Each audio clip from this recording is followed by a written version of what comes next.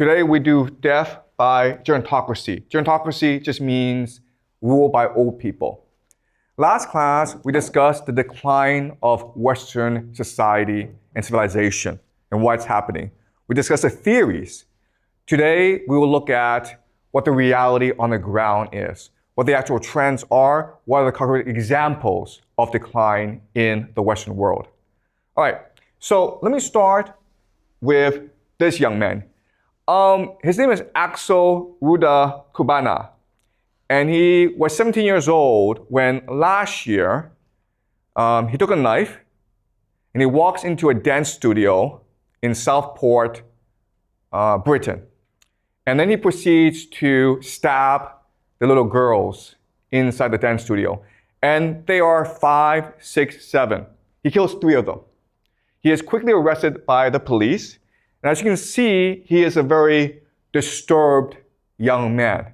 He clearly has a mental illness. Otherwise, why would he kill children? And he was sentenced to 52 years behind bars. So he's going to spend the rest of his life in prison. So justice was done. What happens next is that all throughout Britain, there are riots and protests. What happened was that rumors start to spread online about the attack. They claimed that the young man was an asylum seeker, an immigrant.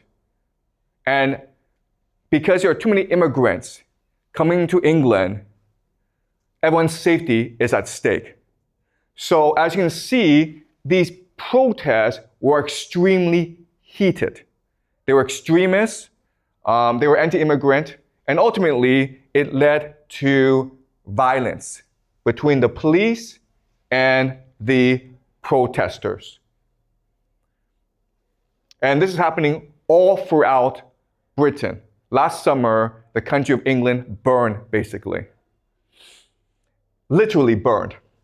Okay? So these protesters were setting cars on fire, and they were targeting immigrants in Britain. Remember that this 17-year-old boy, he's actually not an immigrant. He was born in Wales to parents who are from Rwanda. Okay, so he is a British citizen. As you can see, the men who participated in the protests, they're not sad about what they're doing. They feel virtuous. They feel righteous. They feel proud for protecting their people against immigrants.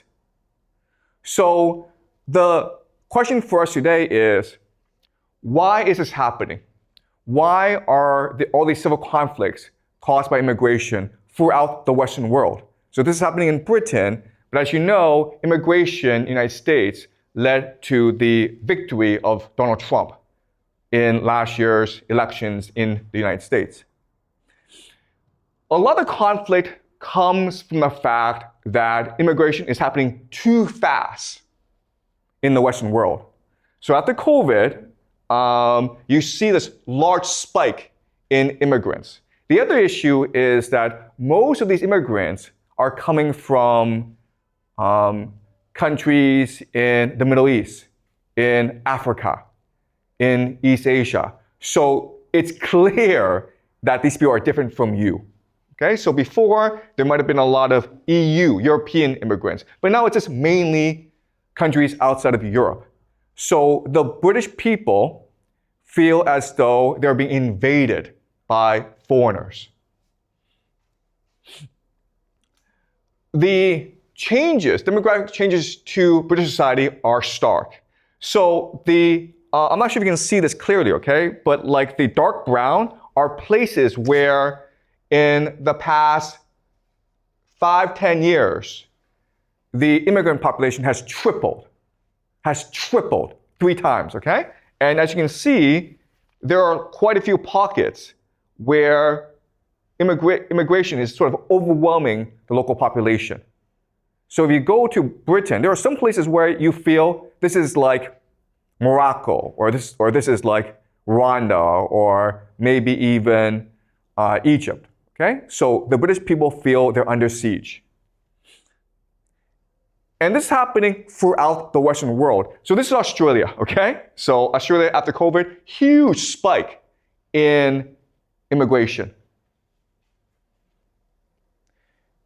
And most of them are coming from non-European countries. So the greatest spike is in India, but then you also have China and the Philippines as well. These are the three major sources of immigrants to Australia, okay? Same is happening in France, where you're seeing a huge spike in immigration. And again, most of the immigrants are coming from African or Middle Eastern countries. And so the French feel as though their culture is being diluted, it's being attacked and invaded. This happened all throughout Western Europe. The UK, France, Italy, and Germany are seeing a huge spike in immigrants and refugees. And so their culture feels threatened.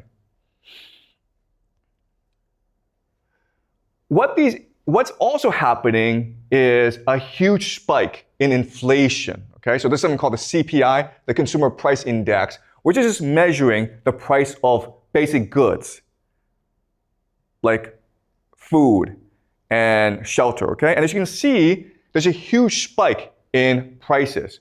So as these immigrants are coming into your country, you also feel as though your quality of life is getting worse and worse. It's getting harder for you to afford basic goods like rent and food. It's getting harder for you to support your family.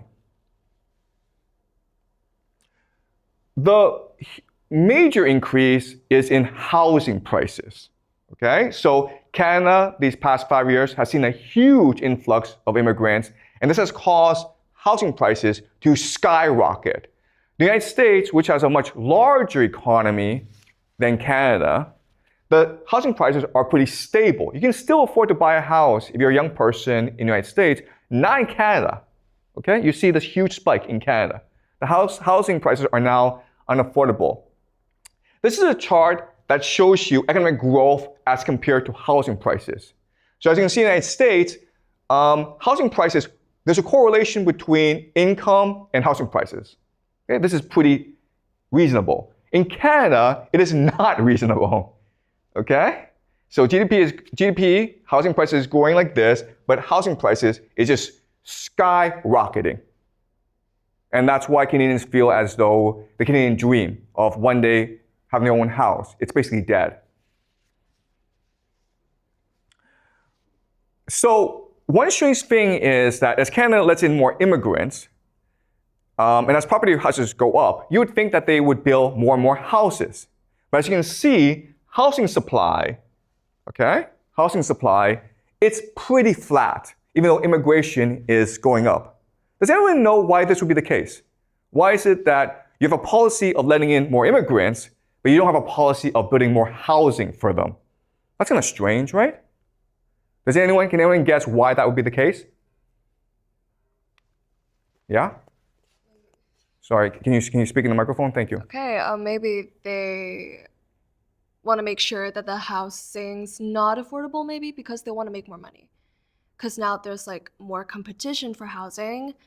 Definitely, as you said, the prices of housing was like going like skyrocketing, and people would make more money. Like people who provide the housings would naturally, real estate people make more money, I guess. Yeah, that's exactly correct, okay? So policy is not being controlled by what's best for the nation and the people. It's controlled by vested interests that will make money off the process, right? So as you say, real estate developers can make money off this process, but the people who benefit the most are actually property owners, right? So if you already have a house, if the supply is constant but the demand goes up, then you know from economics class that the value of a house increases artificially.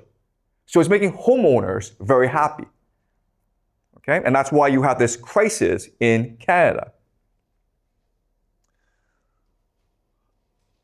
The other issue that's really problematic in the Western world is that as the number of immigrants goes up, native people, the native population, they're not having children. Okay, so this is Canada, where the birth rate, okay, the blue is the birth rate, okay, it's steadily going down, whereas immigrants are going up. So it's the immigrants who provide most of the new people in Canada. In fact, right now, 25%, a quarter of all Canadians are first-generation immigrants. First-generation Canadians, meaning that they're immigrants to the country. And if you just look at this trend, in 40 years' time, 50 years' time, there'll be very few white Canadians in Canada. And this is causing a lot of conflict and tension in the country. So you have these huge issues. Housing is unaffordable. Inflation is going up. Ethnic tensions are increasing. But the Canadian government still insists on increasing the number of immigrants in the country. Okay? There's no policy rollback where like, you know what, let's have a moratorium. Clearly, our policy is too rapid and we need to slow things down. In fact, as you can see, they're actually going to ramp up the process. The goal for Canada, right now the Canadian population is about 35 to 40 million people. They want 100 million people in Canada by the year 2100. And guess what? The majority of these people are going to come from India and probably China. Okay?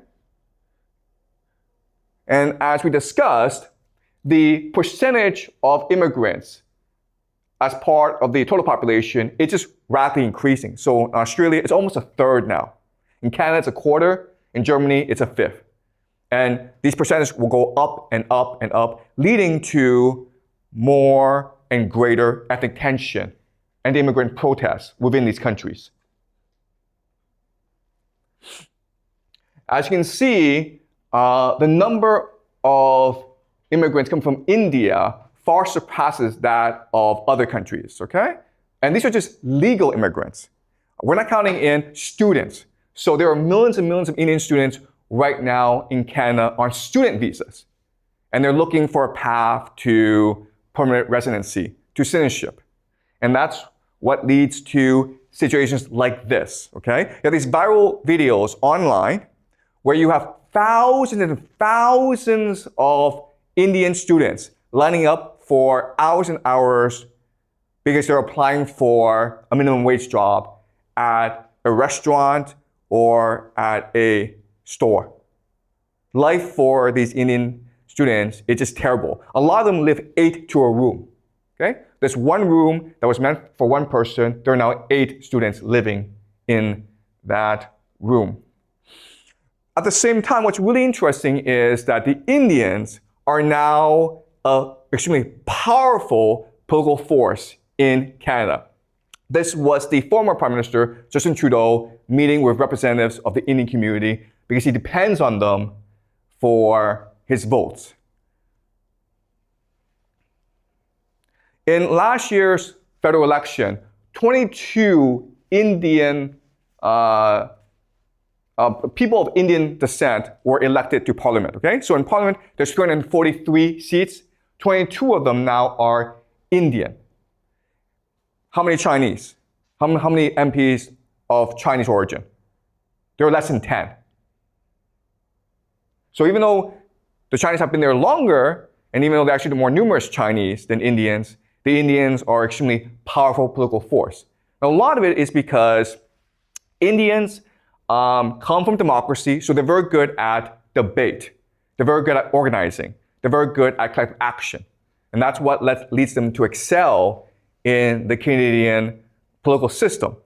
At the same time, we can imagine that if current trends continue, if the immigrant population from India increases, and if the Indians continue to amass more political power, there could be a situation where the Indians take over the Canadian government in like 20 or 40 years' time. So there's a real risk that in Canada, that their native population gets replaced by the Indians. And this is happening elsewhere as well.